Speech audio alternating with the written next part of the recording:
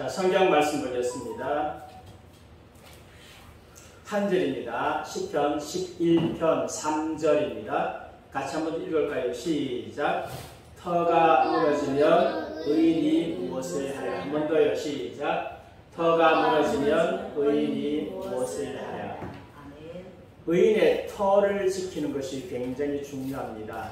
특별히 진리의 터를 지키는 것이 중요한데 교회의 진리의 터를 가장 많이 허물고 있는 사상이 어떤 거냐? 현대에서 가지고요.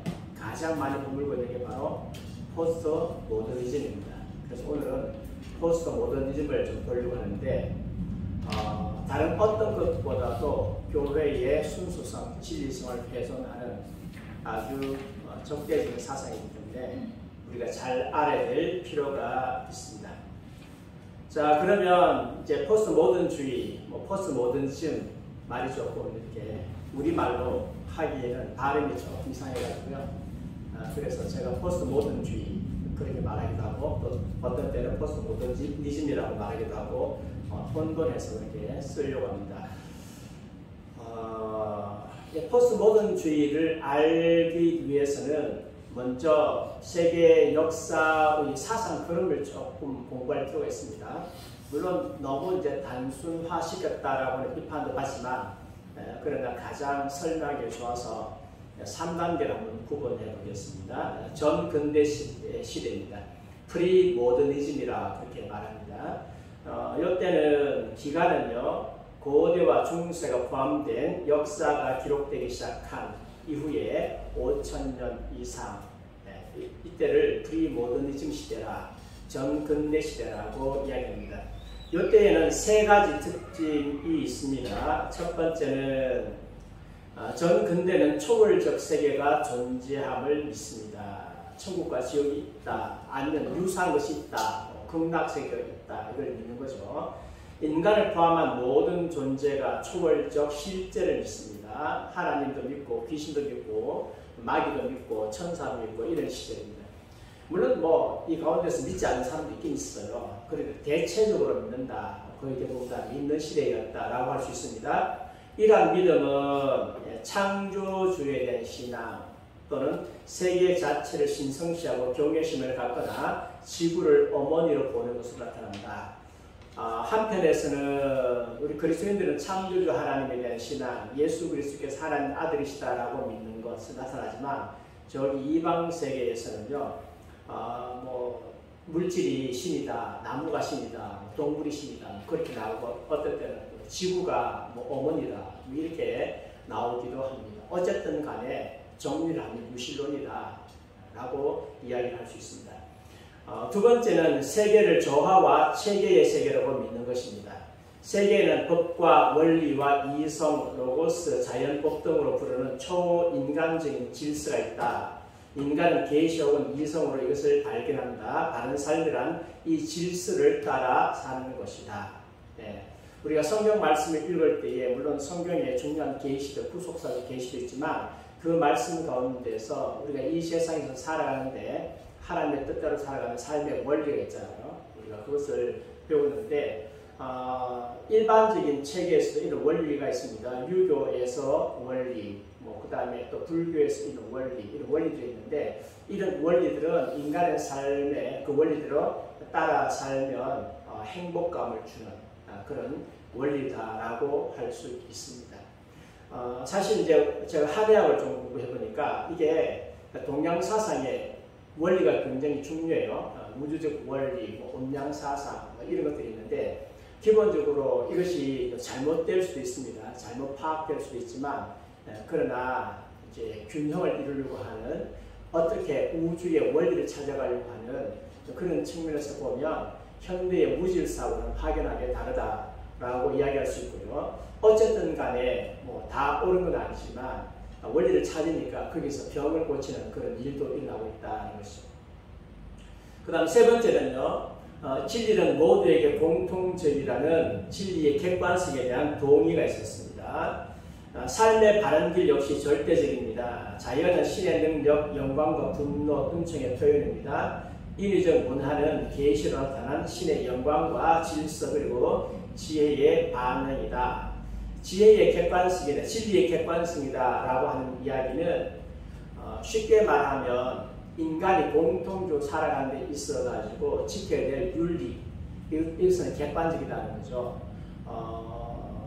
예를 들어서 부모를 공경하는 것, 살인하지 않는 것, 간음하지 않는 것, 도둑질하지 않는 것, 이런 계명들, 거짓을 하지 않는 것, 이런 계명들은 성경뿐만 아니고 다른 종교에서도 강조하고 있는 것입니다. 물론 그 종교가 사입이라면 별 문제가 되겠지만 역시 강조하는 것이고 이런 것들을 강조하는 종교는 오래 살아남고 그래서 강조하지 않는 종교는 빨리 쇠퇴하고 하는 그런 현상이 있습니다. 어쨌든 간에 그런 것입니다. 그런 것이 있고 특별히 이제 유교 같은 경우도 보면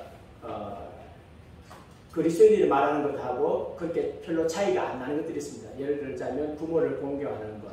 전체적인 원리는 똑같은데 그 방법이 있어가지고 이제 문제가 좀 되죠. 좀 심하게 뭐 그런 것이 있기는 하지만 그러나 부모를 공경하라 라고 하는 것, 또 군사불일체라고 하는 것 이런 것들은 보편적으로 다 통하는 그런 원리들이다 라고 할 수 있습니다. 이것이 전근대 시절입니다. 그러면 전근대 시절에 기독교는 어떻게 됩니까? 성경의 기독교는 프리모던적이다. 굳이 따지면요. 복음을 제시할 때에 사람들로 하여금 영적인 존재 또는 신이 존재한다고 증명할 필요가 없었습니다. 성경 말씀에 보면 하나님이 존재하신다라고 하는 증명이 없어요. 그냥 태초에 하나님이 천지를 창조하시니라 태초에 말씀이 계시니라 바로 하나님께서 계신 것을 전제하고 있는데 왜 그러냐라고 하면 당시에 모든 사람들이 꼭 하나님은 아니더라도 신의 존재를 다 믿고 있었기 때문에 신의 존재를 증명할 필요가 없었습니다. 그래서 성경은 바로 복음을 전하는 그렇게 할 수 있었던 것은 당시의 시대적 배경이 그렇다는 거죠. 그래서 성경 말씀에 특별히 사도 바울이나 또는 선지자들 또는 사도들이 복음을 제시하는데 복음으로 사람들을 설득하는데 가장 힘든 게 뭔가 하면 하나님이 계시다 이게 아니에요.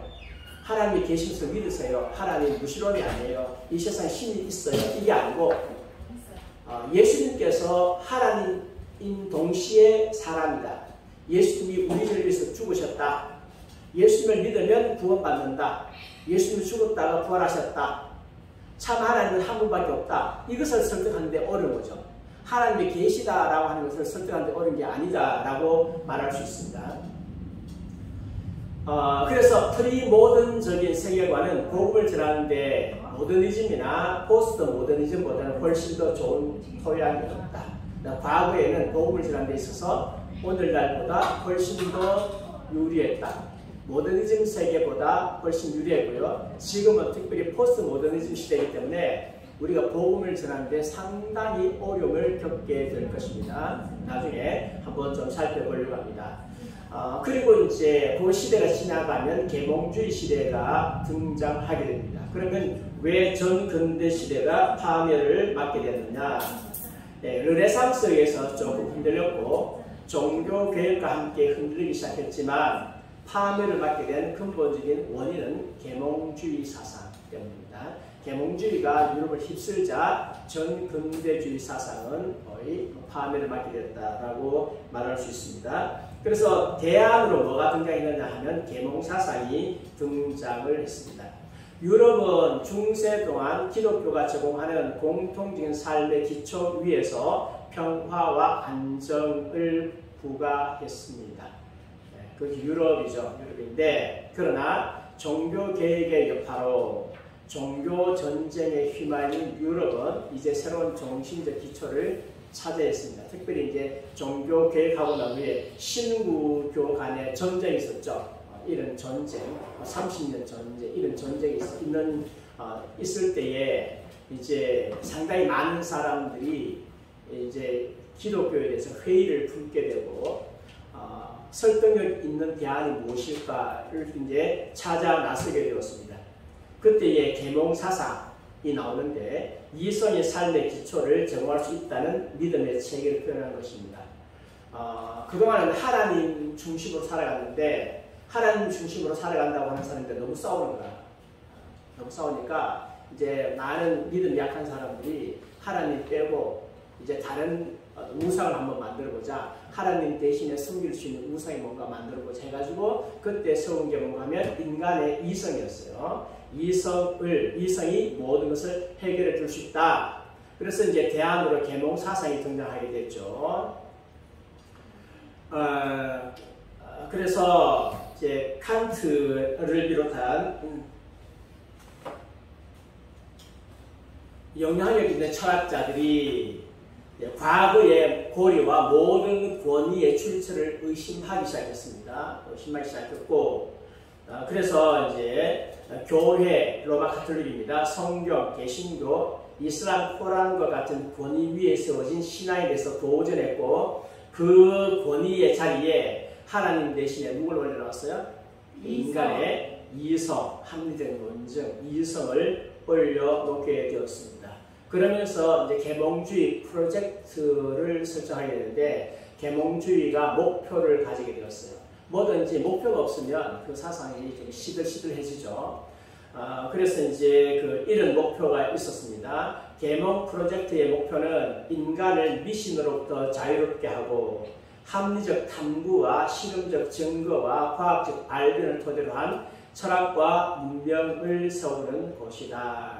미신으로부터 자유롭게 하고 있겠어요. 한마디로 말하면 신으로부터 자유롭게 하고, 당시에 분위기가 유럽이잖아요. 그러니까 합리 탐구, 이성과 그 다음에 심적 증거, 그 다음에 과학적 발견 토대로 문화를 세우자. 모더니즘이라고 하는 용어는 종종 전반적인 프로젝트와 동일시되기도 한다. 모던주의자들은 합리성의 힘이 진리를 발견할 수 있다는 전제하에 미래를 내다보았다. 우리가 이성으로 합리적으로 과학적 증거로 바라보면 미래를 행복하게 만들 수 있다. 우리 이성이 그렇게 만들 수 있다. 이것이 계몽주의자들입니다. 그래서 계몽주의자들은 두 가지로 무장했는데 합리주의와 과학으로 무장했습니다. 칸트는 이성을 스스로 분석과 관찰을 통해 종합적 판단을 내리는 능동적 주체로 생각했다. 이성은 스스로 분석할 수 있다. 관찰해서 판단할 수 있다. 이성은 수동적이지 않다. 의존적이지 않다. 스스로 결정을 내릴 수 있는 능동적인 주체다. 이성은 모든 것을 지배하는 주체의 위치에 올라섰다. 이성은 자연을 지배할 뿐 아니라 역사의 전통과 인습의 속박으로부터 자유로운 계몽의 주체이다. 그래서 이성을 발전시켜라. 이성을 발전시키면 이성을 통해서 모든 것을 할 수 있다라고 칸트가 이야기를 했습니다. 과학은 새로운 신이었고 지적인 모든 이론은 과학을 통해 절하고 경의를 표해야 했습니다. 이제 그 이성이 이제 신이 되어지고 그다음에 과학이 신이 되는 거죠. 모든 것은 과학에 의해서 판단을 받아야 했습니다. 합리주의와 과학으로 무장한 인류는 절대적 진리에 접근할 수 있었고 인류를 위한 보다 나은 삶을 향하여 무한한 진보를 할 수 있다는 개념을 현대성이 제시하게 됩니다. 현대성, 모더니즘입니다. 모더니즘이라고 하는 말이 근대라고 번역되지만 사실 모더니즘의 뜻 자체가 현대잖아요.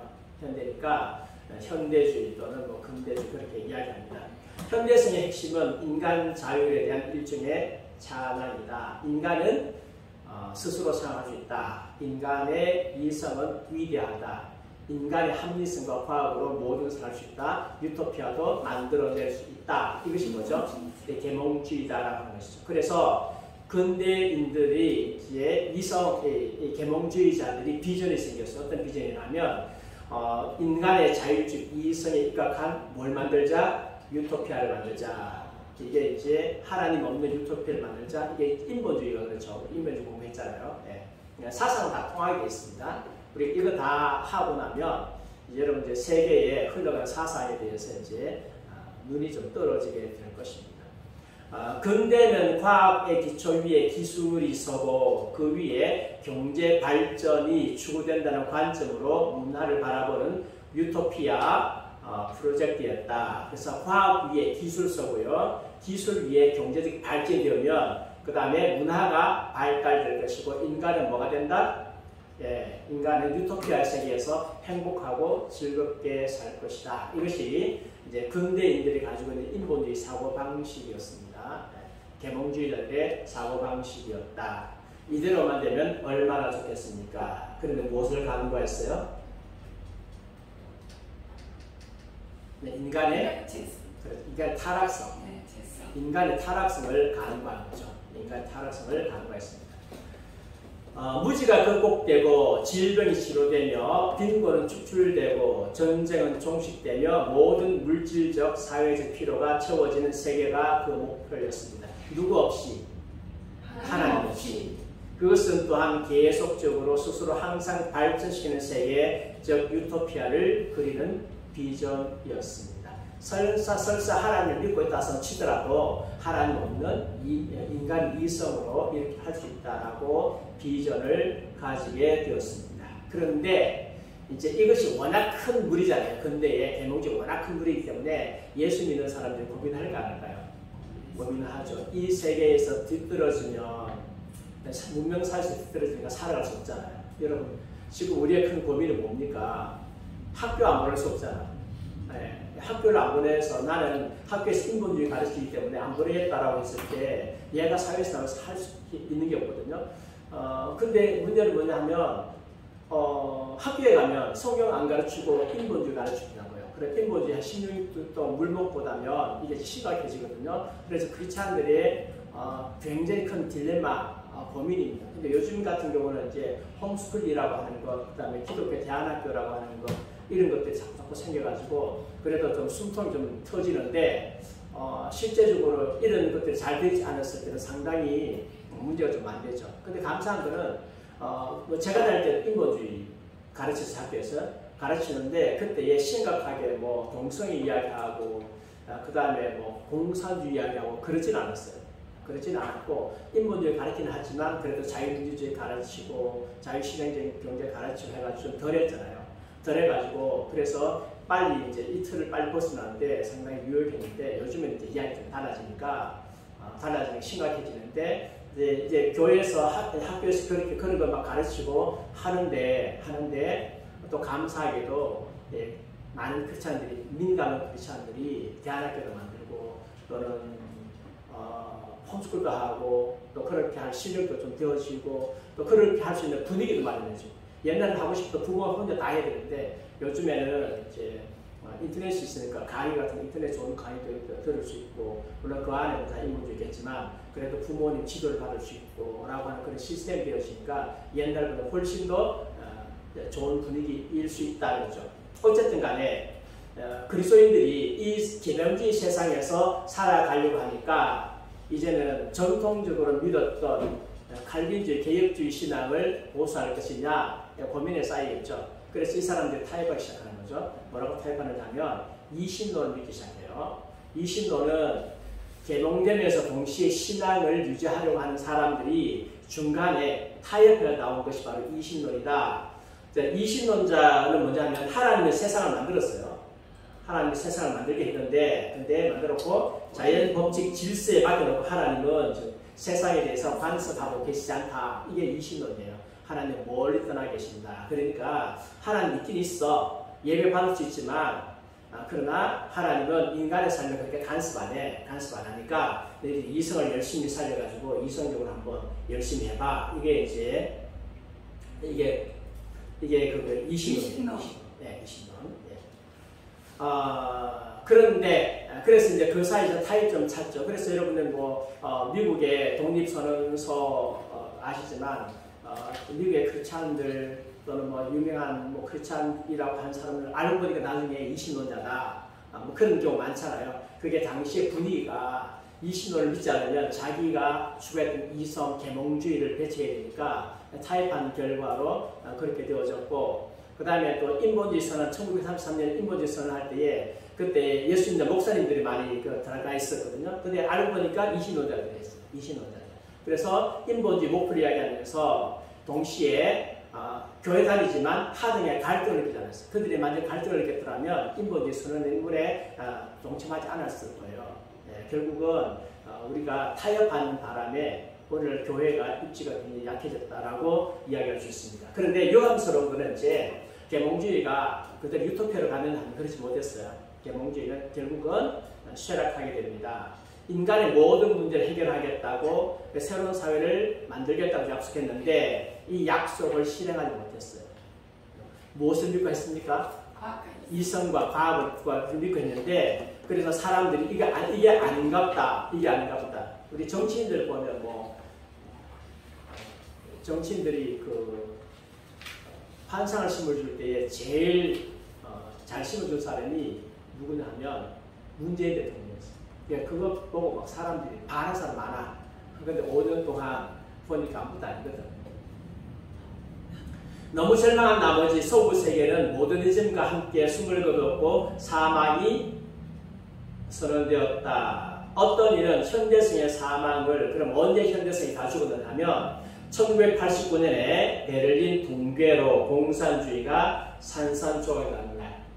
산산조각이 나는 날. 왜냐하면 이 공산주의자들이 나는 사탄 숭배자요.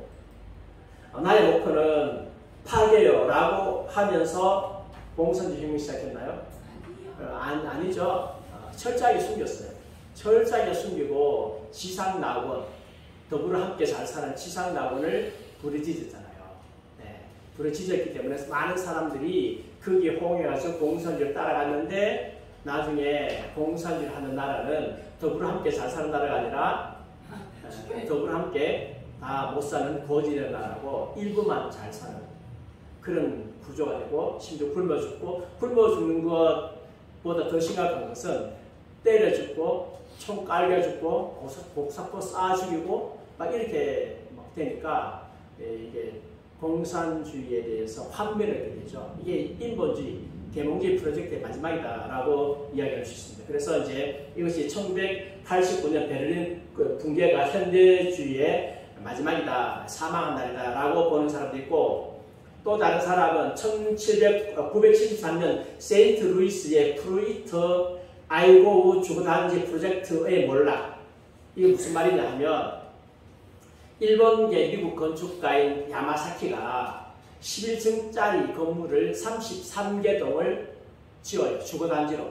지으면서 사회학과 심리학을 비롯한 과학적 설교를 해가지고 그 안에서 인간이 행복한 삶을 영위할 수 있도록 모든 것을 다 집어넣고 물질적 분야 다 집어넣고 하여튼 최신의 시설에다가 최신의 과학적인 것에다가 의료 시설에다가 전부 다 집어넣고 너희들 이 안에 들어가 살아라. 그러면 여기서는 최고의 행복을 누릴 수 있을 하고 이제 유토피아에 조그만 마을을 만들었죠. 유토피아에 조그만 마을을 만들었는데 문제는 그렇게 행복, 물질적인, 물질 좋고, 뭐, 각종 행복한 요소가 다 있었는데, 그 안에서 엄청난 범죄 사건들이 나가지고, 나중에 연방정부가 20년 후에는 이 건물들 다 폭파시켜요. 그래서 이거는 뭐냐 하면, 인본주의의 종말이다. 계몽주의의 말로다. 상징적인 사건이다. 그래서 이것으로 보는 견해도 있습니다. 아직 현대주의가 죽지 않았어요. 다 죽진 않았지만 그러나 서구 문명의 사고방식과 세계관에 명백한 뭐가 일어났다? 변화가 일어났다. 그래서 변화가 일어났습니다. 그게 뭐냐? 새로운 사고가 일어났는데 그게 바로 포스트 모더니즘이다. 포스트 모더니즘. 이게 포스트라고 하는 것은 후기잖아요. 프리는 전이잖아요. 그러니까 후기 근대주의, 또 후기 현대주의, 그렇게 할 수도 있겠죠. 포스트 모더니즘은 현대성 실패라는 잿더미에서 태동했습니다. 현대성에 대해서 환멸을 든 사람들이 이제는 과학과 이성으로 모든 걸 하지 않겠다라고 하면서 뭔가 새로운 걸 찾아야 되죠. 아이스라 이해가 돼요? 아니요. 이해가 안 돼요? 아니요. 애들 이해가 돼요? 아니요. 아니요? 안 돼요? 그런데 잘 들어보세요. 굉장히 중요한 거 하고 있어요. 200년 동안 이성과 과학과 기술이 최선의 노력을 기울였던 낙관주의적 계획이 어떻게 됐다? 실패했다. 계시적 진리의 기초와 함께한 프리모더니즘의 신조들은 불합리하다. 그러니까 프리모더니즘, 그러니까 전 근대주의에서는요, 계시를 기초했잖아요. 계시를 기초한 것도 불합리하다. 과학과 기술도 불합리하다 하고 둘 다 핏발 다 해버렸어. 하니까 남는 것은 뭐밖에 없다? 비관론과 허무주의와 불확실성뿐이다. 그러면 이 포스트 모더니즘은요, 비관론, 허무주의, 불확실성의 기초에서 뭔가 세워진다라고 우리가 이해를 할 수 있겠죠. 예. 자, 그러면 포스트 모더니즘의 그 진리 개념이 뭐냐? 진리가 뭐냐? 벨라드가 물었죠. 진리가 뭐냐? 프리모던주의자들은 계시 안에서 진리를 발견합니다. 진리는 계시 안에 있다. 하나님께서 우리에게 계시해 주신 것이 진리다. 그러면 모던주의자들은요? 현대주의자들, 근대주의자들은 이성과 과학 안에 뭐가 있다? 진리가 있다. 그렇게 말할 거 아니에요? 그러면 포스트 모던주의자들은 진리는 발견하는 것이 아니라 많은 거라고요? 만들어내는 것이 누가? 내가 만들어내든지 아니면 내가 어떻게 만들어내요? 굉장히 좋은 질문이에요. 내가 만들어내든지 아니면 공동체가 만들어내든지. 네. 실존주의자들은 내가 만들어내고 프리모던주의자, 포스트모던주의자들은 공동체가 만들어내고. 그런 차이가 좀 있긴 하지만 내가 진리를 만들어낸다. 이게 포스트모던주의자다라고 이야기할 수 있습니다. 그러면서 무슨 이야기 하느냐? 절대적 진리가 있다 없다? 없다. 절대적 진리는 일종의 우화이다. 내 자신만의 진리를 만드는 일이 가능하고 문화나 어떤 종속 문화에 종속된 문화에 있어서도 나름대로 진리가 만들어질 수 있다. 내가 진리를 만들어내고 우리 집단을 만들 수 있고 신시단 교회는 성도끼리 모여서 우리만의 진리를 만들어낼 수 있고 대구 사람들은 대구의 진리를 만들 수 있고 한국 사람들은 한인들만의 진리를 만들어낼 수 있다. 근데 그 진리는 우리한테는 통하지만 딴 나라는 안 통한다. 다시 말하면 절대적 진리는 있다 없다? 없다. 이것이 포스트 모던주의자들의 특징이다라고 할 수 있습니다. 모든 사람에게 적용될 수 있는 보편적인 진리를 찾는 것은 가능하다, 불가능하다? 불가능하다. 모든 사람에게 다 적용되지는 않는다. 예수님이 우리를 위해서 죽으셨다라고 하는 것은 이 진리는 모든 사람이 다 적용하지 마라. 그렇게 믿고 싶은 사람들에게만 진리다. 다른 사람에게 강요하지 말라. 그렇게 되겠죠. 그러니까 성경 말씀 진리는 모든 사람에게 보편적으로 다 통할 수 있다 없다? 없다. 이렇게 말하는 거예요. 보편적 진리는 존재하지도 않고 또 뭘 해서도 안 되고 추구해서도 안 된다. 건방지다. 절대적 진리를 가졌다고 주장하는 사람들은 다른 사람에게 힘을 행사할 목적으로 진리를 가졌다고 주장하는 것이다. 다른 사람을 나에게 어떤 종속시키기 위해서 내가 마음대로 부려먹도록 하기 위해서 절대적 진리를 가졌다고 하는 거다. 그렇게 말하죠. 이게 다 틀렸다 말할 수는 없고 특별히 사비 지도자들, 사비 종교 지도자들은 거짓된 것을 갖다가 만들어가지고 절대적이라고 말하면서 만다고요? 내게 복종하라 라고 이야기하죠. 사비 종교 지도자한테 맞는데 성경 말씀을 사모하고 진리로 믿는 사람들에게 우리가 무슨 힘을 행사할 목적으로 해요? 아니죠. 크루크라고 하는 양반이 있습니다. 포스트 모더니즘과 정반대로 객관적 진리의 어떤 개념도 거부하고 객관적 진리가 있다 없다? 없다. 절대적 진리가 존재하지 않는다는 것이 바로 세상에 존재하는 유일한 진리다. 유일한 진리가 뭐라고요? 절대적 진리가 없다. 이게 유일한 진리다. 맞아요? 절대적 진리가 없다라고 하는 것이 유일한 진리다? 아니지. 절대적 진리가 없다고 하는 것이 유일한 진리다라고 하는 것도 절대적이다. 이해되세요? 네, 자기들도 절대적. 자기들은 그걸 절대적 만들었잖아요. 네. 절대적 진리가 없다고 하는 것이 그것은 절대적이다. 요 명제는 절대적인 거지. 근데 포스트 모던에 의하면 그 말도 안 된다. 맞죠? 그 말도 안 되는 거죠. 모순이잖아. 전제가 틀렸다. 전제가 틀렸죠. 예. 모순. 그러니까 포스트 모던주의자들은 두들겨 패기가 굉장히 쉽다. 자기들이 하는 모든 것은 다 상대적이다. 네가 하는 말은 다 상대적이다. 네가 하는 말 내가 왜 믿어? 다 상대적. 그러니까 너 다 틀렸어. 우리 절대 믿어. 절대적인 것을 믿는, 절대 진리를 믿는 우리가 너 틀렸다 말하는 거야. 근데 너는 나한테 틀렸다 말할 수 없어. 네가 하는 것 자체가 상대적이었어. 맞아요. 자기들의 사상. 이해가 되셨나요? 네. 박예수가 이해가 됐어? 네. 어. 아니요, 몰라요. 저도 몰라요. 이해가 안 되는 이유가 있어요. 왜냐면 아빠가 모순이라는 걸 아니요. 왜냐하면 책을 들읽어서 그래. 나는 책 많이 읽었거든요. 전 말씀책 많이 읽거든요. 수용은 덕 중에 덕이고 배제는 악 중에 아니다. 모든 걸 다 수용하라. 진리는 사실이나 어떤 권위적인 본문에 근거하지 않는다. 단지 사회적으로 구성되거나 개인의 사상에 의해서 구성된다. 그래서 진리는 사회적 합의에 의해서 구성된다. 우리가 이것을 진리로 하자라고 하면 진리가 되는 거고, 그래서 진리로 하지 말자라고 하면 진리가 안 되는 거죠. 진리란 무엇인가? 실용주의적인 관점에서 재정의됩니다. 그래서 포스트 모던주의자들 말하는 진리는 뭐냐? 무엇이 나를 기분 좋게 하는가? 무엇이 내 문제를 해결하는가? 무엇이 나를 매혹하는가? 이게 진리예요. 나를 매혹하는 것, 나를 기분 좋게 하는 것은 진리다. 이것이 절대주의가 무너지고 난 후에 상대주의가 판칠 때 나타나는 것이고, 오늘날 여기에 가장 충실한 게 TV예요. 가장 충실한. 그래서 TV는 무엇이 기준이냐? 선과 악이 기준이 아니에요. 뭐가 기준? 재미가 기준이에요.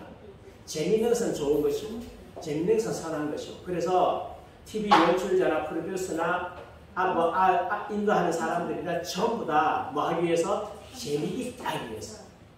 재미있게 하기 위해서. 이것이 교회 안에 들어오면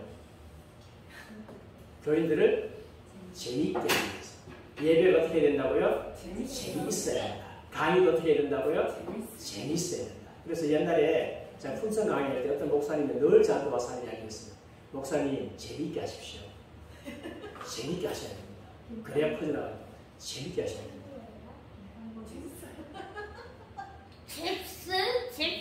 잽싸네. 하나님이 제게 계시해 주셨습니다. 재미있게 하라고. 계시를 어떻게 받았는지 잘 몰랐는데 알고 보니까 꿈을 꿨더라고. 꿈꾸고 이야기하면 재미있게 하라고. 재미있게 하라고. 하나님 말씀대로 뭘 어떻게 해야 되는지 몰라요. 네. 그래서 이제 우리가 결단해야 됩니다. 재미있게 할 것이냐, 진리를 고수할 거냐.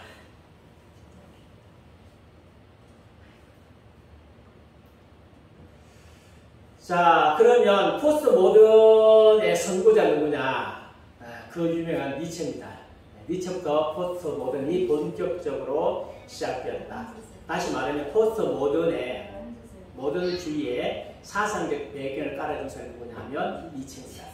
여러분이 그 잘 아시는 신은 죽었다. 네. 그럼 니체 이전에 현대성이 무너지지 않았느냐? 근대주의 무너지지 않았느냐? 무너지고 있었어요. 니체가 그냥 태어난 게 아니죠. 있었는데 뭐 그 요소들이 있습니다. 뭐 자세하게 해도 되지만 지금 이거 하는 거의 목적이 아니니까 미학과 낭만주의가 태어납니다. 그러니까 이성 중심에서 이제 감성을 중요하게 여기기 시작했어요. 미학, 감성을 중요하게 여기기 시작하고, 그러니까 낭만주의, 감성, 인상이잖아요. 인상, 보이는 대로, 느끼는 대로, 이게 낭만주의잖아요. 낭만주의가 이제 이성에 대해서 반박하면서 나오기를 시작합니다. 그래서 여러분, 그 낭만주의 화가 있잖아요. 낭만주의 화가 뭐 고고나 고고 낭만주의 화가 있죠. 아니에요. 예, 낭만주의 화가 있습니다. 뭐 화가들의 그림을 보면 느끼는 대로, 그렇게 그려요. 자기 눈에 보이는 대로, 느끼는 대로. 그 다음에 아방가르드, 이것은 전통을 파괴하는 중입니다. 그 다음에 키치, 그래서 문화를 사업하는. 그래서 이제 대중문화가 등장하기 시작합니다. 그 다음에 데카탕스인데 여기서 관능주의, 향락주의, 악마주의, 탐미주의 이런 것들이 이제 드디어 세상에 나타나기 시작하면서 이런 것들이 하나씩 나타나니까 여기에 덧붙여가지고 포스트노, 그 다음에 이제 니힐리즘, 허무주의입니다. 이런데 덧붙여가지고 이제 드디어 포스트모더니즘이 나타나기 시작하는데 그 선구자는 니체다. 그 유명한 니체가 말하기를 신은 죽었다. 신은 죽었다라고 했습니다. 여기서 신은 죽었다라고 하는 말은 1차적으로 기독교의 신은 죽었다는 말인데 그동안 전통적 유럽 자체가 기독교 문화권이잖아요. 그러니까 기독교 신은 죽었다라고 하는 말인데 이게 계몽주의 말기에 나타났으니까 동시에 니체는 신만 죽은 게 아니고 신을 대신해가지고 그 계몽주의 시대 때 신을 대신해서 이성이 신이 됐잖아요. 그래서 뭐도 죽었다? 이성도 죽었다. 신은 죽었다라고 한 말에 신도 죽었지만 이성도 죽었다라고 하는 말이 바로 신은 죽었다는 뜻이고, 그래서 구원에 대한 갈구의 편인 신과 이성이 세계를 지배하는 한 삶의 목적과 의미는 상실된다. 그래서 더 이상 신은 죽었기 때문에, 이성은 죽었기 때문에 삶의 목적과 의미를 하나님이 지배하는 세상, 하나님이 다스리는 하나님의 나라, 이성이 지배하는 세상 꿈꾸지 마라. 그 꿈꾸는 이상 삶의 목적과 의미는 없다라고 이야기를 했습니다. 그러나 이제 그러한 신은 죽었다. 마찬가지로 이성도 남을 지배하고자 하는 의지와 권력 추구의 수단에 불과하다. 이런 우상들은 참된 삶의 긍정적인 정신을 전복시키는 것이므로 결단코 해야 된다. 깨트려야 된다. 깨트려져야 된다. 이성도 깨지고 신도 깨져야 된다. 이게 신의 죽었답니다. 그래서 니체는 근대의 중요 기반을 해체하는 일, 기반 이성중심, 신중심, 이성중심을 해체하는 일에 나섰습니다. 그래서 이 해체하는 일에 나서서 나중에 포스트 모더니즘은 뭐가 또 핵심이다? 해체주의가 핵심이다. 해체주의 하는 게 금방 나왔겠습니까? 다 이런 데서 나오는 거죠. 신과 우상의 죽음. 신의 죽음은 그의 유명한 선언 아시죠? 그래서 지금까지 서구가 모든 의미와 가치의 근원으로 여겨온 절대적 존재에 대한 거부. 하나님을 거부하겠다. 그래서 사실은 니체는 신은 죽었다가 아니라 좀 더 정확하게 말하면 신은 죽어야 한다. 신을 죽였다. 사실은. 그래서 니체는 뭐라고 하는가 하면 신은 죽었다. 누가 죽였다? 우리가 그를 죽였다. 하나님이 죽은 게 아니고 신을 죽인 거죠. 하나님이 지금도 살아있잖아요. 신을 죽였습니다. 이게 니체의 원래 의미다. 그래서 신적 권위를 주장하는 모든 것은 다 죽었다. 이성도 죽었다. 근대 정신은 하나님 없는 기독교요. 하나님 대신 이성을 세워 섬기는 종교적 문화와 다를 바 없다. 이성도 죽었고 하나님도 죽었다. 둘 다 죽었다라고 했습니다. 그래서 이 근대 이성주의 문화의 기초인 인식론을 해체하기 시작했어요. 진리란 무엇인가? 그것은 은유와 환유 그리고 신인 동형론의 기갑 사단일 뿐이다. 세상의 모든 존재는 고정불변이 아니고 모든 것은 해석이요 말뿐이다. 없는데 그것을 해석해가지고 그걸 진리라고 한다. 실체는 없다. 고정불변된 건 하나도 없다라고 이야기했어요. 그래서 시식과 학문은 진리와 사실을 밝히는 문제가 아니라 누구의 전략이 질서를 세우고 좌우하고 삶을 지배하는 하는 무슨 문제다? 권력의 문제다. 지식은 권력의 도구이다. 그래서 이제 예를 들어 이해하기 쉽게 하면 우리나라도 경험했잖아요. 좌빨들이 지배하니까 모든 것이 좌빨들의 원리대로 법이 다 만들어지고 거기에 순응해야 되고, 좌빨들은 자기 지식을 가지고 결국은 권력을 삼아가지고요 자기가 원하는 대로 하고 우파가 하니까 지금 우파를 이제 바꾸려고 지금 열심히 노력하고 있고, 뭐 그런 측면에서는 니체의 말이 상당히 안 맞아 들어가는 것도 아니다. 그러나 그런 부분이 있다 하더라도 그것을 진리를 가지고 자기가 믿는 것을 가지고 그렇게 악용하는 사람이 있다 할지라도, 그러나 진리라고 하는 것은요, 사실을 밝히는 거예요. 사실을 밝히는데, 니체는 밝히는 게 아니라 진리는 권력 가진 사람이 자기 편하도록 하기 위해서 만들어 쓰는 게 진리라고 이야기한 거죠. 삶의 본질인 다윈이 주장한 것처럼 종족의 본능이 아니라 보존을 위한 노력이 아니라 권력 투쟁이다. 즉 생존 본능이 아니라 권력 의지가 삶의 본질이다. 권력 잡는 게 삶의 본질이다. 권력을 잡아야 잡은 사람이 진리잖아. 잡은 사람의 말이 진리가 되는 거죠. 권력을 잡아야. 그래서 가치체계나 윤리는 자연적이고 보편적인 규율이나 진리가 아니라 공동체를 보존하기 위한 뭐일 뿐이다?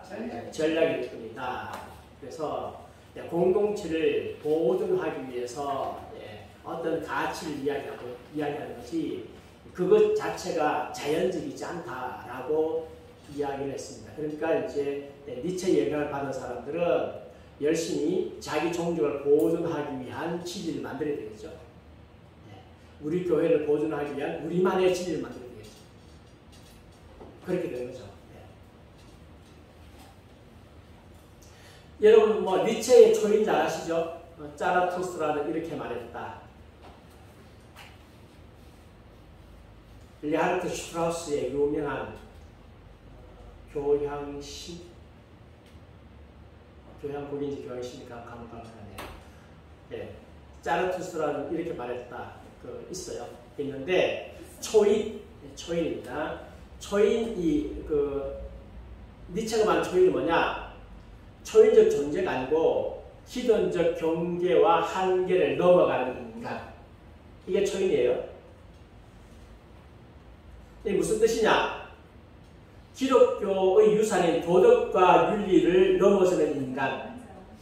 그러니까 니체가 말하고 있는 초인은 아주 트랜스포머. 요즘에 초인 누구예요? 힘센 사람이잖아. 헐크나 슈퍼맨. 그런 존재가 아니고, 성경이 말하고 있는 윤리, 도덕, 법칙, 이것을 초월하는 인간, 넘어서는 인간. 한마디로 말하면, 초월한다, 넘어선다 말하면, 한마디로 말하면, 뭉개는 인간. 이게 초인이죠. 니체는 신 앞에서 의인이 되기보다 선과 악을 넘어서는 초인이 되고자 한다. 선, 악의 개념을 초월합니다. 그러면 이 사람이 선이 있고 악이 있어요? 없죠. 불교 사상은요, 선악을 초월해요. 나중에 선과 악이 하나가 되고 하나님과 사탄이 하나가 되고 누가 그러냐 견지 알아요? 성찰. 해 아래 새가 없습니다. 해 아래 새가 없습니다. 다 옛날 때 했던 말들이에요. 초인은 불멸성 대신에 영원 회귀를 이상으로 삼고, 선과 진리 대신에 권력 의지를 궁극적인 것으로 여긴다. 영원 회귀는요, 불교에서 인내와 비슷해요. 그러니까 계속 돌아간다는 거죠. 선과 진리를 추구하지 말고 뭘 추구하라? 권력을 추구하라. 권력에서 모든 게 다 나온다. 그래서 니체가 지향하는 초인은 신의 질서에 순종하는 종교인이 아니라 미학적 인간. 미학적으로 산다고 하는 것은 우리가 생각하는 미학이 아니고 권력을 목적으로 삼고 이를 즐거워하는 삶. 폭력과 지배가 있는 세상도 인정해라. 어차피 권력이 있으면 폭력이 있게 마련하느냐. 권력을 목적으로 삼고 내가 권력 얻었다 해서 즐거워하는 삶이니까 이것이 미학적 인간이다. 초인이다. 그래서 니체의 영향으로 향락주의, 도덕과 규범을 무시하는 이기주의, 그 다음에 현실 도피 같은 사회에, 현실 도피 같은 사회 심리 현상의 니힐리즘, 허무주의입니다. 허무주의 이런 것들이 등장했습니다. 정치적인 니힐리즘이 나오고요. 허무주의가 나오고, 그 다음에 나치즘, 나치즘도 이 니체의 영향을 받았던 거고 공산주의도 사실은 니체의 영향을 받았다. 막스의 영향을 받은 게 아니고 그래서 공산주의자들은 끝까지 뭐만 추구하려고 해요? 권력만. 우리나라도 그렇잖아요. 자빨들으니까 뭐만 추구하려고요? 권력만 추구하려고. 그래서 대학생부터 어떻게 하면 권력을 추구하는가? 그래서 운동권 돼가지고 학생회장이 된다. 학생회장에 있는 친구들이 청와대도 들어가고 뭐 다 해먹잖아요. 국회의원도 해먹고. 해먹는데 그들은 이제 어떻게 권력 잡는가를 알죠. 근데 우리는 순진하게 의사 되겠다고, 판사 되겠다고, 목사 되겠다고, 난 정치 안 하겠다고. 정치 안 하고 나는 내 분야에 아주 열심히 해가지고 그 분야에 성공하겠다. 우리 그렇게 생각하잖아요. 그렇게 생각하면 저쪽은 내 분야 없어도 괜찮다. 일단 잡아라. 누구의 영향? 니체의 영향이다. 그 다음 또 살펴봐야 될 사람이 이제 사르트르입니다. 사르트르. 장폴 사르트르의 유명한 소설 구토라고 하는 소설인데 그 속에 주인공의 인생에 대해서 이렇게 말했습니다. 나는 존재한다. 세상도 존재한다. 그리고 나는 세상에 존재하는 것을 인식한다. 그게 전부다. 이런 것은 내게 중요하지 않다. 존재하는 모든 것은 뭐가 없이 생겨났다? 이유 없이 생겨났다. 제각기 연약함으로부터 스스로를 연하시고 우연히 죽게 된다. 우리는 이유 없이 태어났다. 그 다음에 그냥 스스로 그냥 이유 없이 살아가다가 나중에 우연히 죽는다. 그러니까 이 사람은 뭐가 없어요? 삶의 목적이 없지. 삶의 목적이 없는 거죠. 나는 신을 믿지 않는다. 신의 존재가 과학에 모순되기 때문이다. 대신에 나는 수용소에서 사람을 믿는 법을 배웠다. 그래서 실존주의자는 인생은 뭐가 없고 의미가 없고 불합리하다. 진리와 인생의 목적은 과학과 이성에서 찾을 수 없고 계시 안에서 찾을 수 있다? 없다. 진리는 무슨 문제다? 개인의 문제다. 진리는 누군가가 찾고 발견한 대상이 될 수 없다. 대신 사람이 스스로 만들어낼 것이다. 진리는 만들어낼 것이다. 당신의 진리가 내게는 진리가 아닐 수 있다. 나는 그것을 거부할 수 있다. 왜냐하면 진리는 보편적이지 않기 때문이다. 자, 그래서 포스트 모더니즘이 나오는 사상적 기반을 뭐가 깔아주고 있어요? 이 실존주의가 깔아주고 있어요. 실존주의 철학이 깔아주고 있습니다. 이렇게 교회에서 이렇게까지 해야 되느냐? 해야 될까 말아야 될까요? 해야 됩니다. 왜 해야 되느냐? 이제 그 이유 같은 게 나와요. 왜 이렇게 지금 철학 강의를 하고 있느냐? 사실 뭐 제가 철학 전공이 아니지만 왜 이렇게 할 수밖에 없느냐면 이게 지금 어디에 들어와 있어요? 교회에 들어와 있어요. 이게 교회에 들어와 있기 때문에 그래서 교회에 들어온 것을 쳐내려고 하면 이 사상적 근원이 어디서 왔는지 알아야 돼요. 안 그러면 반발할 거 아니에요. 설득력도 없고 그래서 지금 어렵지만 적어도 우리 가운데 2명은 못 알아듣지만 에스라는 반은 알아듣고 반은 못 알아듣고 에녹이는 거의 못 알아듣지만 그래도 듣는 태도가 굉장히 좋아요. 지금 열심히 쓰고 있어요. 하는 거예요. 하는데 제가 어렸을 때에 이해하지 못했던 것들이 크니까 이해가 다 돼요.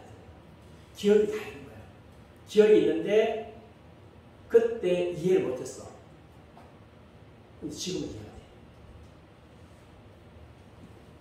진리는 개별적이다. 그렇다고 이런 생각이 당신의 가진 진리를 부정하는 것은 아니다. 당신은 당신의 생각하는 진리를 수용하면 되고 나는 내가 생각하는 진리를 수용하면 된다. 그렇지만 감히 우리 자신의 진리를 남이 수용하도록 강요할 수 있다 없다? 없다. 없다.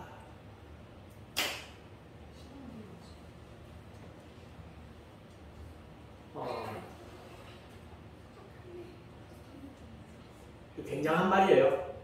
네. 이게 다 커지면 우리는 전도하기 굉장히 힘들어져요. 진리를 발견했다고 주장하는 일은 서로 이용하고 조정하려는 기만적 도구가 될 수 있다. 이는 전적으로 실력 행사와 같은 것이다. 니체의 말이 지금 반복되고 있습니다. 니체가 실존주의의 선구자 중 되니까. 네, 그래서 이 실존주의 철학 사상의 우물에서 생겨난 게 뭐라고요? 포스트 모더니즘이다. 포스트 모더니즘이다. 이제 포스트 모더니즘에 대해서 이해가 좀 되셨을 겁니다. 제가 이거 강의 준비한다고요. 진짜 월요일부터 시듯이 들었어요. 여러분 오늘 잘 들으셔야 돼요. 밤잠 못 자고.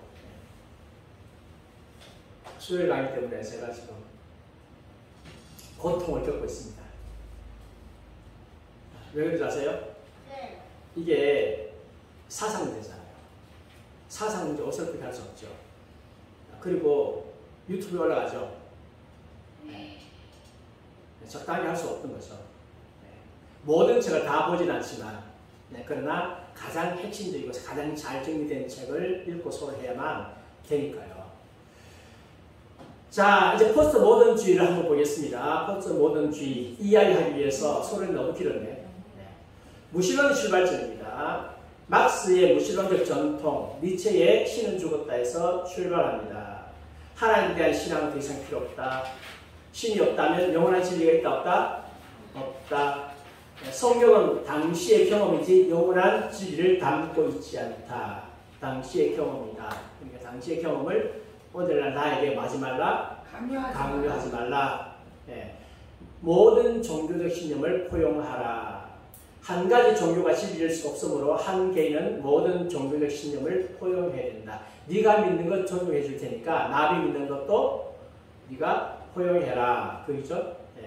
포스트 모던 기독교는 탈보수적 기독교다. 보수적 기독교, 뭐 개혁주의, 하나님 중심, 성경 중심, 교회 중심. 그러면 이제 누가 제일 싫어요? 포스트 모던 주의자 제일 싫어해. 나 같은 사람 제일 싫어해. 말이 안 통하거든. 여러분도 싫어합니다. 대화가 안 되거든. 그리고 성경 무호성에 대해서 부정하겠죠. 당연히요. 그리고 근본적 지식에 대해서 우리가 믿었던 교리에 대해서 회의하겠죠. 교리는 관대십니다. 다 포용합니다. 관대십니다. 모 정파에 있는 목사님이 하신 말씀, 우리는 관대한데 모든 것을 다 포용한대. 포용하다 보니까 좀 동생도 포용하고 좌빨도 포용하고, 나라는 위에 빠졌는데 나라 지키러 나오려고 하니까 다 포용돼가지고 나올 게 없어. 그 교파에 있는 사람 들어도 나오긴 해. 소수라. 자크 데리다나 미셸 푸코와 같은, 제 위에 있는 사람이 자크 데리다고요. 데리다고 밑에 있는 사람이 미셸 푸코예요. 이 사람, 이와 같은 포스트 모더니스트 유명한 사람들입니다. 왜 자신의 신학적 신념을 밝히기를 꺼려하는가? 난 무신론자다. 그러니까 당연하게 이야기가 될 건데 왜 그럴까요? 무신론자라고 주장하는 것은 신이 없다는 현실에 대해 절대적으로 진술하는 거다. 그렇죠? 그래서 포스트 모던주의자들은 자신이 뭐라고 말하지 않는다? 무신론자라 말하지 않는다. 나는 무신론자다. 무신론자는 또 절대적 진술이잖아요. 그래서 무신론자라고 절대적으로 말하지 않는다. 데리다와 푸코는 보편적 실제나 객관적인 사물이 존재하는 객관적인 방식이 없다 주장하기 때문에 그는 절대적인 신학을 진술하지 않는다.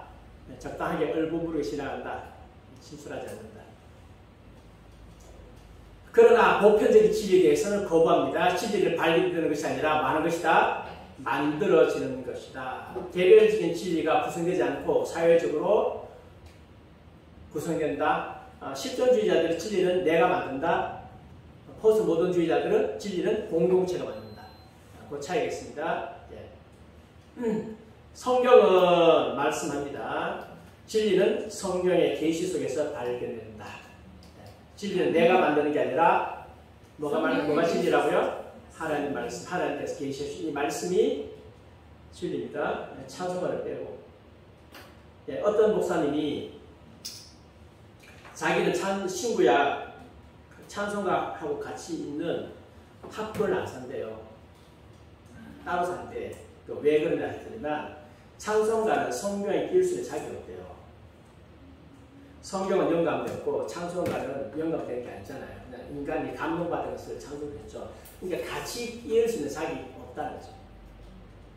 일리가 있습니까? 없습니까? 일리가 있긴 한데 그래도 영감받은 찬송도 있는데. 네. 영감. 일리가 있죠. 일리가 있습니다. 근데 우리가 다시 편리성을 위해서 같이 가고 다니는데, 그래서 여기 같이 기록에 따라서 찬송가가 하나님의 영감과 조명이 달라요.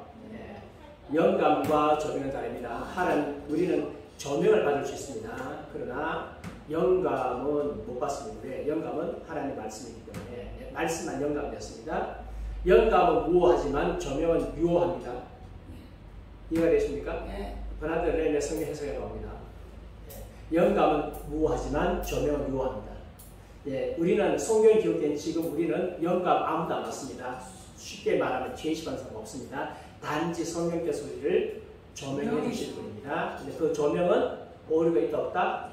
오류가 있습니다. 왜 오류가 있느냐? 하나님께서는 똑바로 말씀하셔야 쓸 수 있어요. 근데 들어오면서 이게 사상이라고 하는 오염, 감정의 오염, 죄의 오염 이 돼가지고 들어오면서 이게 바깥이 하면서 자기가 집어넣고 빼고 이렇게 합니다.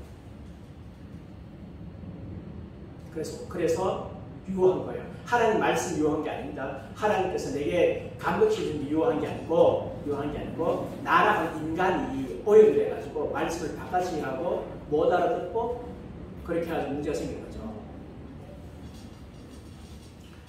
자, 계몽 사상의 합리주의, 진지하게 진리를 추구하는 순수한 지성을 가진 자라면 남의 도움 없이 알 수 있는 것이 진리다. 계시가 아니라 이성과학이 그 답을 제시한다. 진리를 추구하는 궁극적인 권위는 인간 이성이다. 이게 계몽주의의 합리사상입니다.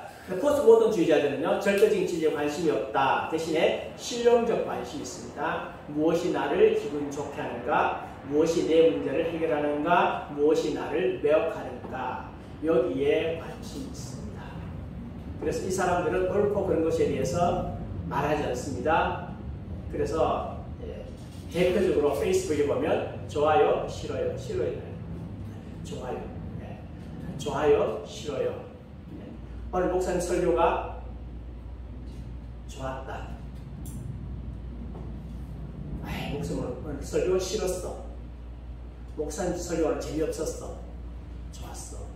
이게 소위 말하는 포스트 모더니즘에 물든 성도들의 전형적인 말투입니다. 그럼 포스트 모더니즘 아니고 참된 성도는요, 오늘 목사님이 하나님 말씀을 정확하게 말씀하셨어. 정말 진리를 말씀하셨어. 나는 그 진리의 말씀 듣고 순종해야 돼. 이렇게 말해야죠. 좋았어. 오늘 말씀은 좋았는데 나는 순종하기 싫어. 좋았어, 싫었어. 이게 포스트 모더니즘에서 나오는 말들이다. 오스키네스가 말했습니다. 객관적이고 실험적이고 과학적인 자료들이 개인적이고 일회적인 뭐로 됐다? 처음으로 교체되었다. 자, 그러니까 여기서 이제 포스트 모더니즘을 주장하는 사람들은 처음을 중요하게 여기는구나 하는 것을 알게 되죠. 그 다음 두 번째는요, 첫 번째 절대 진리가 없다고 했습니다. 두 번째는 상대주의입니다. 포스트 모더니즘의 두 번째 특징입니다. 서로 다른 진리를 이해하는 입장을 취할 때 충돌을 해결한다. 왜냐하면 우리가 추구하는 진리하고 저쪽이 추구하는 진리 다르잖아요. 그렇죠? 다르죠. 그러면 이게 두 개가 맞으면 충돌하잖아요. 충돌은 어떻게 합니까? 한마디로 말하면 간섭하지 마라. 나는 내 식으로 살고 너는 내 식으로 산다. 포스트 모던에 물든 부부가 만났어. 그럼 어떻게 살아갈까요? 우리 서로 간섭하지 마라. 네 방은 여기고 내 방은 여기고 서로 간섭하지 마라. 나는 내 방식대로 살아간다. 너는 내 방식대로 살아가라. 그 유명한 성악가 중에 김모모 성악가 있습니다. 유명한 바리톤인데 이 양반이 이제 이혼을 하고 지금 엄마랑 같이 살아요. 아주 넓어지면서 엄마랑 같이 사는데 어떻게 같이 살 수 있느냐 물으니까 서로 지켜야 할 룰이 있대요. 그거 뭐냐면 엄마는 엄마의 삶을 살고 나는 나의 삶을 산다. 서로 마지 말자, 간섭하지 말자. 서로 간섭 안 해야 같이 살 수 있다는 거죠. 부부가 서로 간섭 안 해야 같이 살아갈 수 있죠.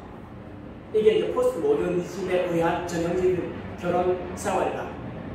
갈등을 일으킬 염려도 없고 그 부부를 왜 하는데 그러면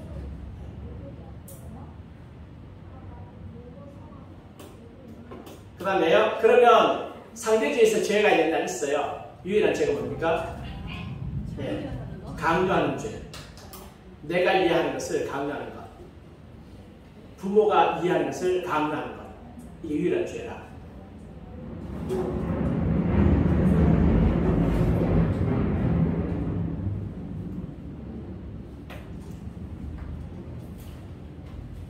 진리는 뭐냐? 허구적인 이야기다.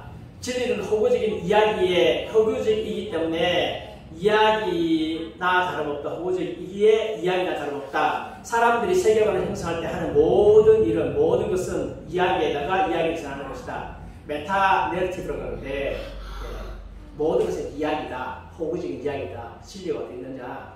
다 허구적인 이야기다. 해가지고 포스트 모던주의자들은 뭘 좋아하느냐? 이야기를 되게 좋아해요. 이야기를 되게 좋아하면서 이야기를 통해서 자기가 원하는 것을 하려고 하죠.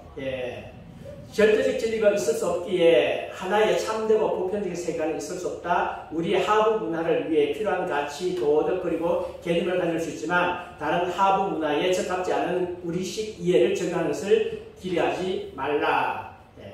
나는 내 하부 문화, 우리 교회의 하부 문화를 위해서 여기서 뭔가 법 같은 거 만들 수 있지만 다른데 하지 말라, 강요하지 말라. 여기만 진리고 딴 데는 진리가 안 돼.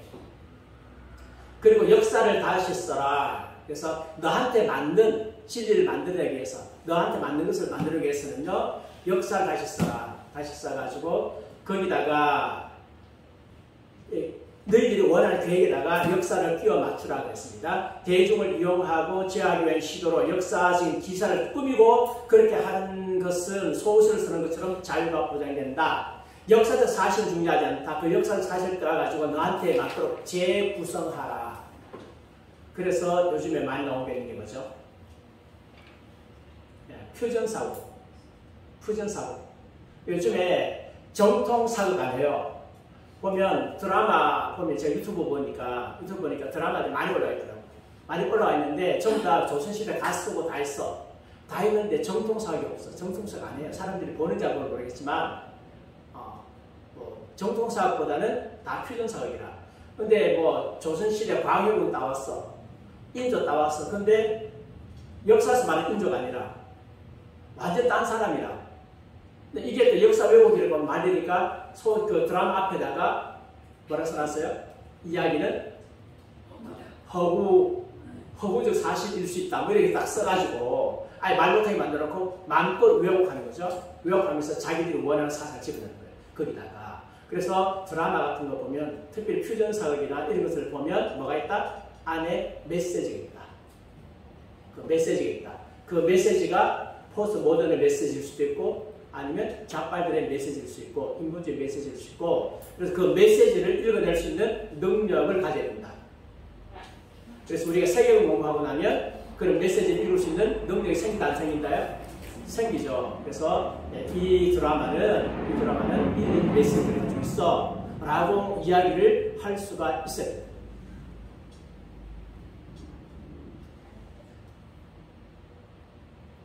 네, 대표적으로 사극 같은 데 보면 주인공이 나쁜 짓을 많이 해요. 주인공이 상대방을 주기 위해서 이렇게 술술 쓰거나 막 그렇게 해요. 그런데 그것을 미화시켜요. 그래서 그 시청자들이 주인공이 나쁜 짓을 하는 것, 상대방을 죽이려고 음모술수 쓰는 것에 대해서 마지 못하도록 비난하지 못하도록 잘 미화시켜서 비난하지 못하도록 만들어가지고 결국은 그래서 상대방이 정복당해, 악당이 정복당해, 선한 주인공에 모여해가지고 술수에서 정복당하죠. 근데 결론은 뭐냐?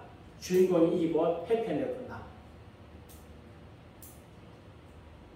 뭐가 깨졌어요? 그래서 선악이 깨진 거죠. 근데 선악이 깨지는데 악을 선으로 포장을 했어. 밑바닥에 뭐가 있죠? 좌빨 사상이 있는 것이고 그 다음에 포스트 모던 사상이 있는 것이고 그래서 너도 그렇게 해라.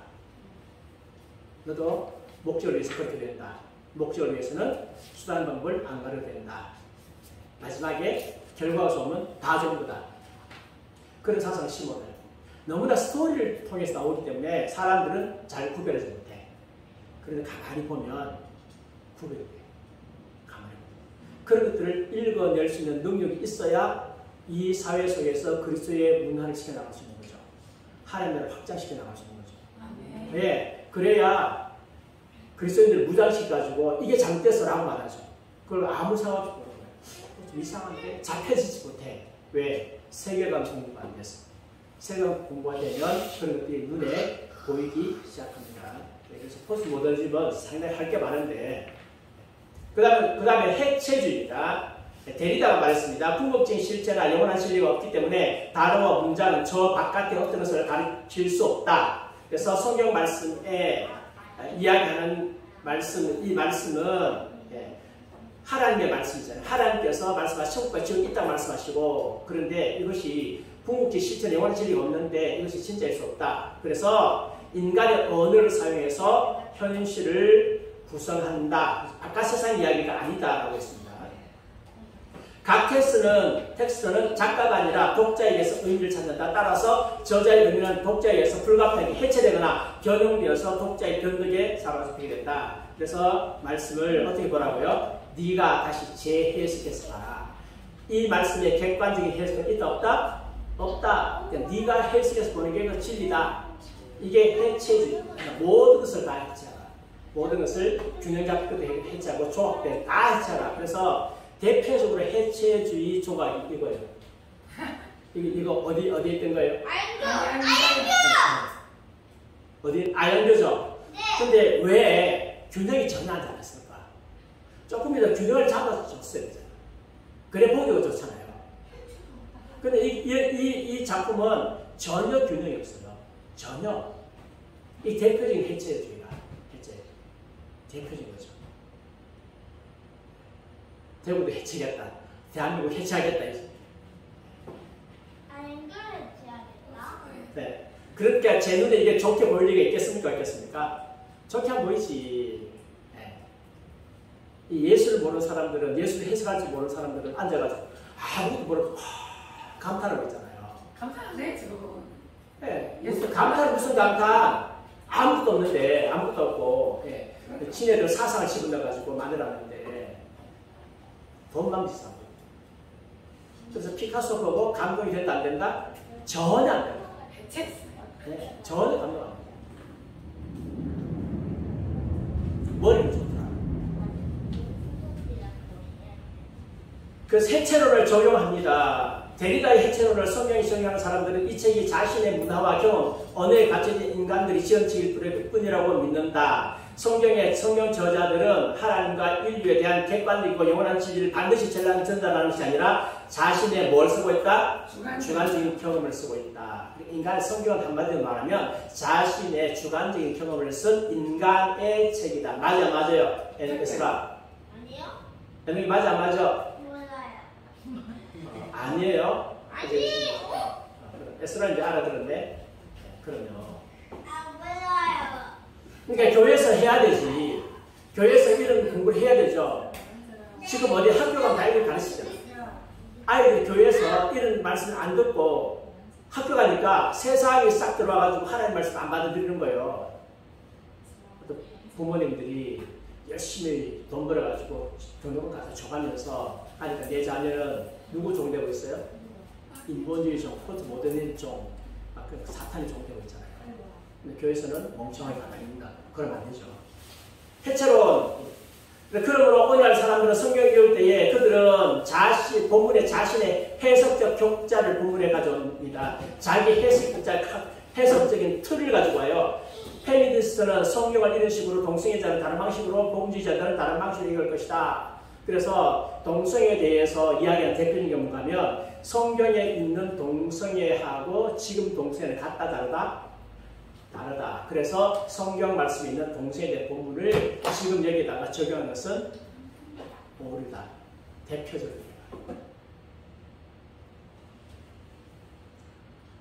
아무도 옳다고 주장할 수 없다. 더욱이 그 누구도 자신의 주관을 초월하여 본래 의도한 메시지를 얻을 수 없다. 해체 이론은 일부 문화권이 어떻게 성경을 읽고 다른 인종을 학살할 수 있는지에 대한 설명을 사용할 수 있지만, 같은 성경을 읽은 다른 문화권은 병원, 학교, 고아원, 노숙자 보호소를 건설할 수 있다. 그래서 해천을 읽고 나오면 구약 성경에 여호수아가 가나안 족속 다 죽였네. 우리도 싹 쓸어버려야지 하고 아프리카 들어가서 싹 죽이고 그렇게 옛날에 동영상 막 이렇게 있더라고요. 절에 중이 만드는데 앞불에 맹탕문 가면 빨갱이들 다 죽여도 괜찮아. 그런 멘트 있어요. 빨갱이들 다 죽여도 괜찮아. 그 해놓고 난 후에 우파 이야기 하고 있는 거예요. 그러니까 우리가 이제 잘못 생각하면 빨갱이들 어떻게 했다고? 다 죽여도 돼. 그럼 우리 한국에 몇 명 죽여야 돼? 뭐를 가지고? 이스라엘 백성들이 가나안 땅에 가나안을 죽인 거 가지고 그 본문 가지고 자기식으로 해석을 해가지고 그렇게 할 수 있죠. 미국 사람들이 이 부분을 알고 좀 해석 안 했을까요? 했죠. 다는 아니지만 인디언들 다 죽인 학살에서 다가 아니라 사실은 인디언들이 전염병에 의해서 많이 죽었지만 그러나 일부 인디언을 죽일 때에 이런 여호수아 정복했던 그 원리를 썼는데 이게 성경에 대해서 왜곡한 거죠. 이게 말하는 이게 포스트 모더니즘의 전형적인 앞부분이 있는 것이고, 다른 문화권에서는 예수님께서 고아와 가부를 돌보셨다 해가지고 가서 병원만 열심히 짓는 거죠. 고아와 가부 돌보시고 병든 자를 고치신 예수의 목적이 뭡니까? 너희들이 죄로 말미암아 병들었다, 죽었다, 그리스도 앞에 돌아와야 된다. 그걸 이야기하기 위해서 예수님께서 그렇게 하셨는데 십자가 복음을 이야기 안 하고 맨날 병원만 짓고 그렇게 한다 해서 또 다른 의미의 해체주의다라고 할 수 있습니다. 해체주의는 기존적인 정의를 해체하고 재정의해야 된다. 그리고 새로운 의미를 갖다 붙여라라고 이야기합니다. 그래서 해체주의에 의하면 하나님께서 어떻게 말씀하셨는가? 원래 하나님 말씀 의미가 무엇인가?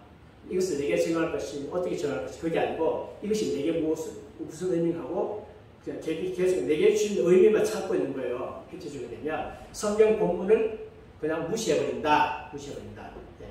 그래서 1980년대 복음주의 환경을 조사한 마이크 샤워드가 이야기했습니다. 1960년대와 70년대에는 걱정스러운 유산을 남겼다. 이 세대는 기타를 치며 찬양하고 가정에 모여 그룹 토론하며 자라난 세대다. 이 세대 사람들 중 한 사람이 내게 경험담에 대해서 말해준 대로 단어 자체보다는 단어가 가진 이미지가 지배적이기 때문에 단어를 정확하게 사용하지 말라는 교육을 받은 세대이다. 단어보다는 그 단어가 무슨 이미지를 주는가. 네가 성경을 읽으면서 무슨 느낌을 받았는지 이게 중요하다. 그래서 우리 받은 느낌을 한번 이야기해보자. 그래서 요즘에 모여가지고 그룹마다 모여서 쉐어하는데 대부분 성경에 대한 깊은 진리에 대한 지식보다는 그런 다 무시하고 뭐만요? 이 본문이 내게 어떤 느낌을 주는 것만 이야기한다. 무엇에 영향을 받았다고요? 포스터 해체주의에 영향을 받았다. 교리를 다룰 수 있는 능력은 제대로 갖추지 않고 이야기를 나누도록. 그래서 우리 서로 쉐어하자. 나누자. 나눔에 대해서는 제가 원조예요. 제가 얼마나 많이 나눴겠어요. 옛날에 풍성 아니고 저기 성경 묵상 그룹 엄청나게 많이 조직도 하고 나눴는데 이게 성경 말씀의 기초, 해석의 기초가 되어 있지 않으면 심각한 문제예요. 인정 많고 친절한 세대이지만 정의와 명칭에 대해서 회의적이었다. 신학적 해석에 대한 일관된 교훈과 실험하는 일에 불안해하면서도 종교적인 음악이나 드라마나 예술에는 자신도 탁월했다. 그러나 설교를 하거나 가르치는 일에는 썩 잘하지 못했다. 오늘날 젊은이들은요, 교회 안에서 기타 치고 드럼 치고 이런 것은 되게 잘합니다. 노래는 잘하는데 뭐를 못한다? 하나님 말씀을 해석하고 배우고 하는 일은 못한다. 찬양가는 열심히 만드는데 하나님 말씀은 통통비었다. 무엇의 영향? 해체주의의 영향입니다. 그 다음에 진리는 공동체적이다. 그래서 한마디로 말하면 그 공동체에 소속된 것이기 때문에 서로 대립하면 서로 이해하고 서로 간섭하지 말라. 모든 진리는 호구다. 그래서 문화와 문화가 충돌할 때는요, 간섭하지 마. 사실은 VJ 테러 있죠. 미국 입장에서는 범죄지만 이슬람 입장에서는 굉장히 정당한 거죠. 근데 포스트 모던주의자들은 이 편도 못 들고 저 편도 못 듭니다. 왜? 둘 다 옳거든. 사람은 죽었어. 수천 명이 죽었어. 근데 이슬람도 옳고 미국도 옳고. 이게 포스트 모던주의자의 입장입니다. 지금은요, 러시아도 옳고 우크라이나도 옳고, 그럼 우리나라도 옳고 김정은도 옳고. 삼촌 죽였어요? 그것도 옳고 안 죽여도 옳고. 이게 물들어 있으니까 이게 지금 심각한 거야. 선관위 부정선거 해도 옳고 안 해도 옳고, 그걸 구태여 따지고 들고 범죄라고 말하는 것은 포스트 모던 입장에 안 맞지. 그런 사람이 정부자 못했겠어요. 근데 그렇게 말하는 사람들이 유독 어디에 대해서만 칼을 들대요? 기독교에 대해서나. 동성애, 포스트 모던 입장에서는요, 동성애 죄가 될 수 없죠. 동성애도 옳고 아니것도 옳고. 그래서 동성애 법을 제정한다. 동성애 잘못했다고 말하는 것은 입 다물어라. 결과주의로 하는 거죠. 사실 자기들도 절대가 있는 거예요. 무엇은 미워해요? 교회는 미워해요. 이런 입장. 그래서 여기에 대해서 명확히 못하면요, 앞으로 우리 교회가 방을 잘 못해요. 그 다음에 다원주의. 도덕적 비난은 기독교 시대에 의존합니다. 유아 살해, 생화가스, 가스로 유대인 죽이는 일, 흑인을 노예 삼는 일. 포스트 모던주의자가 이런 일들을 비난한다면 자기 철학에 충실한 것이다? 맞는 것이다. 충실하지 못한 거죠. 그래서 비난할 수 없습니다. 왜? 그들은 각자가 옳은 일을 했기 때문에. 진리를 표현하지 말라. 다른 사람의 인생에 참견하지 말라. 각자 주관대로 살아라. 어떤 경우라도 우리는 진리를 가지고 있다고 표현해서는 안 된다. 왜냐하면 그렇게 선언할 경우에 다른 사람들에게 꺼리끼는 것이 되기 때문에, 또 전적으로 거만한 일이 되기 때문이다. 특별한 이념이나 종교적 주장을 다른 것들과 비교해서 본질적으로 우월하다고 생각하는 것은 반드시 틀리다. 유일하게 절대적 신조가 있습니다. 그게 뭐라고요? 다원주의다. 어떤 종교도 그것이 옳거나 진리라고 선언할 수 있는 권리가 없으면, 물론 다른 것이 그릇됐다고 말할 수 있는 권리도 없고 상대적으로 열등하다고 판단할 수도 없다. 자, 그래서 이제 종교 다원주의가요, 이렇게 봐요. 처음에는 기독교만 진리가 있는 게 아니라, 이제 기독교만 진리다, 이거는 다원주의에서는 역적이지. 우리는 역적주의죠. 근데 이제 다른 종교도 구원이 있다. 있는데 기독교는 지름길이다. 다른 종교는 돌아간다. 서울 가는데 고속도로 전철 타고 갈 수도 있고, 고속도로 타고 갈 수도 있고, 국도 타고 갈 수도 있고, 걸어갈 수도 있고, 자전거 타고 갈 수 있잖아요. 근데 기독교는 전철 타고 가는 거다. 다른 종교는 완행열차 타고 가는 거고, 자전거 타고 가는 거다. 그래서 같은 값인 구원을 가려면 급행열차 KTX 타라. 그래서 했는데, 이게 무엇에 어긋난다? 다원주의에 어긋난다. 다원주의. 포스트 모던주의에 어긋난다. 그래서 요즘에는 기독교가 다른 종교보다 우월하다고 하지 말라, 말하지 말라. 다 똑같다. 니네 예수 믿고 구원받았으면 됐어. 다른 종교는 자기 식으로 구원받는 거야. 그렇게 되는 거죠. 유일한 것은 뭐밖에 없다? 다원주의밖에 없다. 그래서 관용하라. 모든 사람의 의견을 동일하게 설득력 있게 받아들여라. 누군가의 의견에 대해 비판하는 것은 용납이 허용될 수 없다. 모든 종교적 신념에 대해서 관용을 베풀어라. 왜냐하면 어떤 단일 종교도 보편적 진리를 소유할 수 없다고, 소유할 수 있다고 주장할 수 없기 때문이다. 소유할 수 있다고 주장할 수 없기 때문에 있답니다. 있다. 그래서 이게 이제 다원주의입니다. 그래서 진리에 대한 모든 주장은 다른 사람을 조종하려는 시도에 불과하다. 진리를 주장하는 것은 권력 게임을 위한 은폐에 지나지 않는다. 누구의 말이에요? 니체의 말이죠. 네, 니체의 말을 이대로 인정을 하고 있습니다. 진리를 주장하는 사람은 다른 사람들을 내 종으로 삼기 위해서 하는 거다. 네. 그래서 그러면 포스트 모던 시대의 미래가 어떠냐 이렇게 쪼개는데 미래가 희망적입니까? 니체는 무신론자였지만 더 이상 실제를 믿지 않는 사회의 결과를 분명히 이해했습니다. 니체는 신에 대한 믿음에 기반을 둔 문화에서 신을 제거하는 것은 필연적으로 혼돈을 초래할 것을 깨달았다.